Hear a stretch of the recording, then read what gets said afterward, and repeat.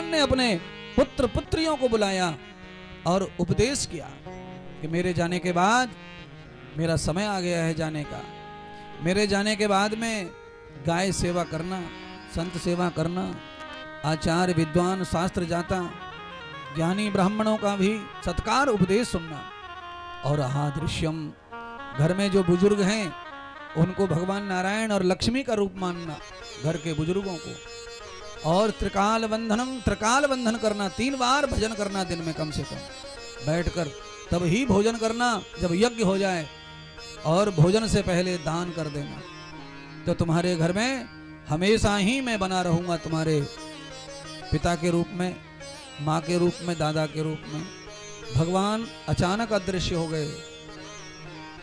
भगवान के बच्चों ने भगवान की बात सबने नहीं मानी, कई लोगों ने मान ली, कई ने नहीं मानी, और जिन्होंने मान ली उनका वंश वृद्धि हो गया, कल्याण हो गया, और जिन्होंने नहीं मानी उनका नाश हो गया, सर्वनाश। यासो नाश कृतम जाताम भूयन्ते तदवाशिताम। आज भगवान श्री कृष्ण ने अंतिम उपदेश जो दिया वही मैं दे रहा हूं आपको। मैं अब कल नहीं बोलूंगा, इस मंच पर नहीं रहूंगा मैं कल। तो आज आप सभी मेरे बच्चे परिवार हो, मेरे बहन भाई हो, तो मैं अपना समझ के ही तो सब कह रहा हूं, उल्टा सीधा जो भी कहना है। और कह रहा हूं तो अब मैं ये कह के जा रहा हूं कि संत सेवा करो, आचार्य वेद ज्ञानी जो ब्राह्मण हैं, जो संध्या उपासना दान सेवा से जुड़े हैं, उनकी सेवा उपदेश को स्वीकार करो। आचार्यम प्रबद्धते, क्योंकि जो अच्छा आचार्य होता है वो हमारे जीवन को आचरण से भर देता है। अपने माता पिता को भगवान का दर्जा प्रदान करो, कम मत मानो भगवान से। अपने घर में माता पिता को सिंहासन पर रखो, दरवाजे पर गाय हमेशा रहनी चाहिए, और दान करके ही भोजन करो, यज्ञ करके पूजा करके भोजन करो। तो क्या होगा? कथा का प्रभाव जीवन पर रहेगा, महात्मा का प्रभाव जीवन पर रहेगा, और जब आप अभी आचरण कर लेंगे हमारी बात को, तो हर समय हम आपके साथ ही रहेंगे महाराज। अब हम इधर जाएंगे, तुम इधर जाएंगे, तुम भूल जाओ तो हम काय को याद करें? हमने कोई तुम्हारी तनख्वाह खा रहे हैं? अरे नौकरें तुम्हारे जो हम तुम्हें याद करेंगे भाई, हम क्यों याद करेंगे? अगर तुम हमारी बात को मानेंगे तो हम रोज याद कर रहे हैं आपको, हर पल याद ही करेंगे, हर जगह याद करेंगे। आप कभी भी यहाँ से अलग कहीं भी आके मिल लेना, हम आपको बहुत सारे प्यार से ही मुलाकात करेंगे, पर तब करेंगे जब आप हमारी बात को स्वीकार करेंगे, मानेंगे, तब हम करेंगे महाराज। ऐसे तो कितने आते और कितने जाते, किस किस को प्यार करें, किस किस को बात करें, कहाँ से करें, क्यों करें भाई?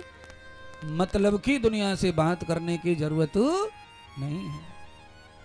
तब भगवान सुखदेव कहने लगे, राजन परमात्मा चले गए,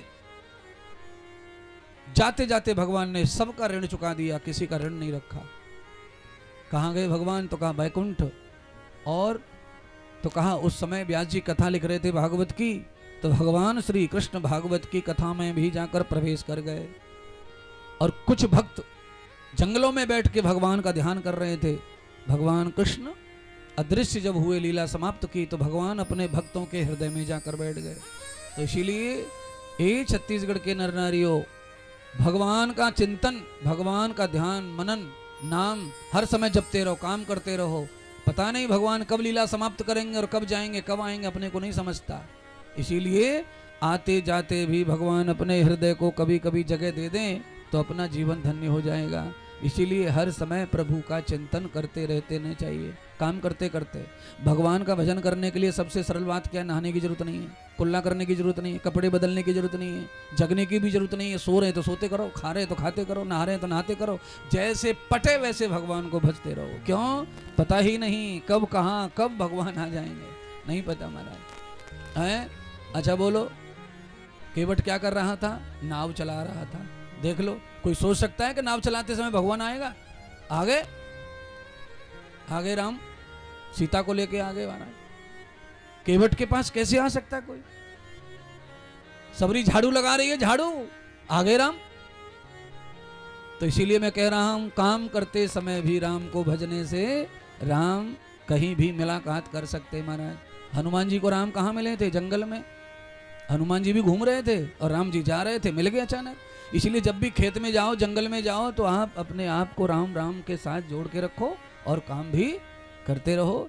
राम राम जपने से कभी कभी सांप भाप ढस लेते हैं तो मरण नहीं आता है महाराज, विष का असर कम हो जाता है मंत्र से।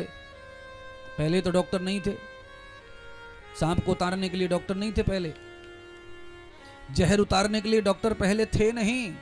तो पहले कैसे उतरता था गुरुजी? तो पहले ऐसे उतरता था मंत्र से, हर गांव में मंत्र से, काटने पीटने के सब मंत्र।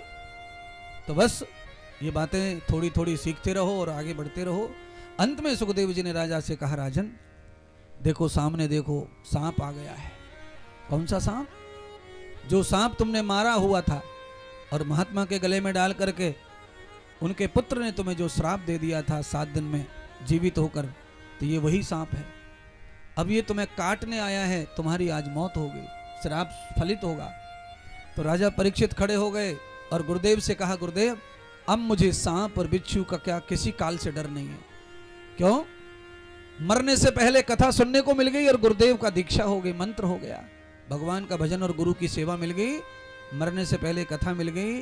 अब मुझे सांप के काटने से क्या मेरी मौत जैसे चाहे वैसे हो जाए, मुझे कोई फर्क नहीं पड़ता। राजा परीक्षित ने सदगुरु सुखदेव का पूजन किया और कहा, आपने मुझे मृत्यु का ज्ञान दिया है और आपने मुझे पाप से मुक्त किया है कथा सुनाकर, इसलिए हे गुरुदेव ये संपूर्ण हस्तिनापुर का जितना धन है, ये सारा धन भी मैं आपको अर्पण कर दूं तो भी कम है, पर हे प्रभु मेरे पास कुबेर का खजाना है, ये आपके चरणों में अर्पण करता हूं।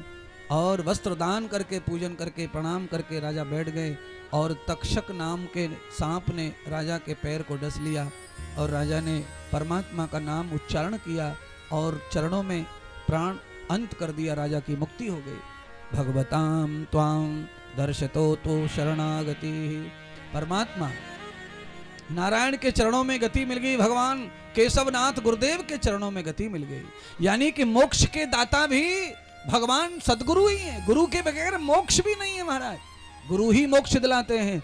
सुखदेव जी ने मोक्ष दिलाया राजा परीक्षित को और शरणागति कर दिया। पर कैसे गुरु? तो कहा शंकरम प्रभादर्शिताम, जिस महात्मा में शंकर का दर्शन हो, नारायण का दर्शन हो, जिस महात्मा के शरीर में छवि में भगवान की छवि दिखाई दे, अगर ऐसा कोई महात्मा कथा सुनाए, गुरु बनाए, शिष्य बनाए, तो उसकी कृपा से मोक्ष की गति मिलने का संभव उपाय है, मिल जाता है, कृपा हो जाएगी। और बाकी तो फिर ये संसार में जो गुरु गुरु चेला वेला चल रहा है, यहाँ कुछ होने वाला नहीं है महाराज।